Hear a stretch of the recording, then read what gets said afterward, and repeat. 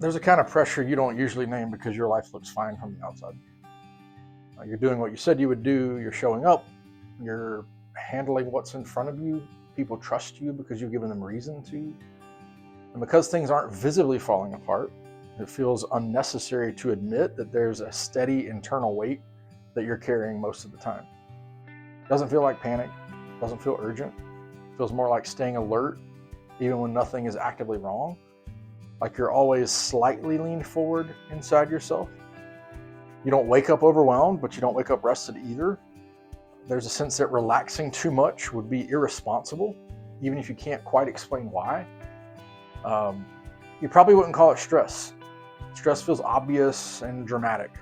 This pressure feels quieter and more acceptable. It feels like something capable people carry. You still function well, you still get things done. And because you're not breaking down, you've learned to assume that whatever this is must just be a part of adulthood or leadership or faithfulness. So when someone asks how you're doing, you say you're fine. And not as a performance, but because nothing is technically wrong. You're not lying, you're just not naming the whole picture. And over time, fine becomes a way to keep moving without having to slow down long enough to notice how much you're holding. And this pressure rarely shows up all at once. It accumulates, it builds through seasons where responsibility keeps increasing, but there's never a clear moment where anything gets put down. A role expands, expectations shift. People need you in ways they didn't before. And eventually, carrying weight stops feeling temporary and starts feeling like a permanent posture. But from the outside, your life looks steady. You're the one that can be counted on. You're calm when things are uncertain. You're the person others trust when something important is on the line. Internally, though, there's strain. And it's not because you're failing, but because you've learned to absorb pressure quietly. You've managed outcomes. You hold tension so that others don't have to. Now, that habit reshapes you over time. It changes how you relate to rest. Rest starts to feel like something you justify instead of something you receive. Slowing down feels risky because you've connected stability to your own vigilance. And even when you stop working, your body stays engaged like it's waiting for something to go wrong. Faith can quietly bend under this weight too. And not in a way that looks like doubt. Right? You still believe, you still trust God, but somewhere along the way, faith starts to feel intertwined with endurance. As though being faithful means staying strong without complaint. As though acknowledging strain would somehow signal a lack of trust. The pressure often hides behind language that sounds good. Responsibility, stewardship, commitment, maturity. Those words matter to you, so the pressure feels justified. It feels like the cost of being dependable, like the natural result of caring deeply and taking your calling seriously. But pressure carried in silence always has an effect. It keeps your nervous system activated. It limits how present you can be. It makes rest feel unsafe because letting go feels like losing control.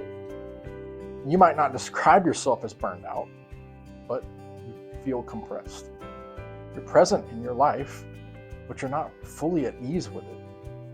What's worth noticing is that this pressure isn't actually being demanded of you in the way that it feels.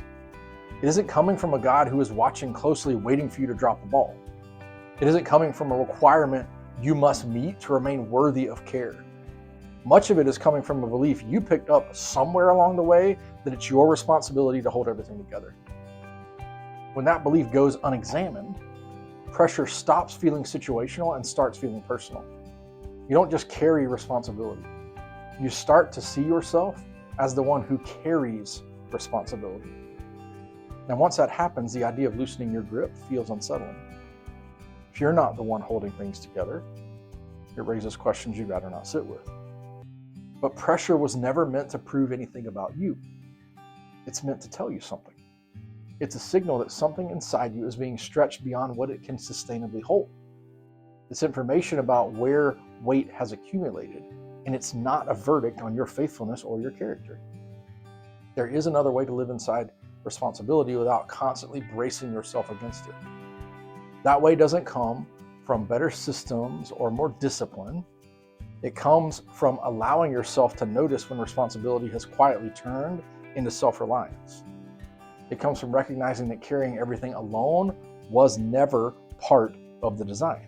You don't need to fall apart to be honest about what you're carrying. You don't need to dramatize it.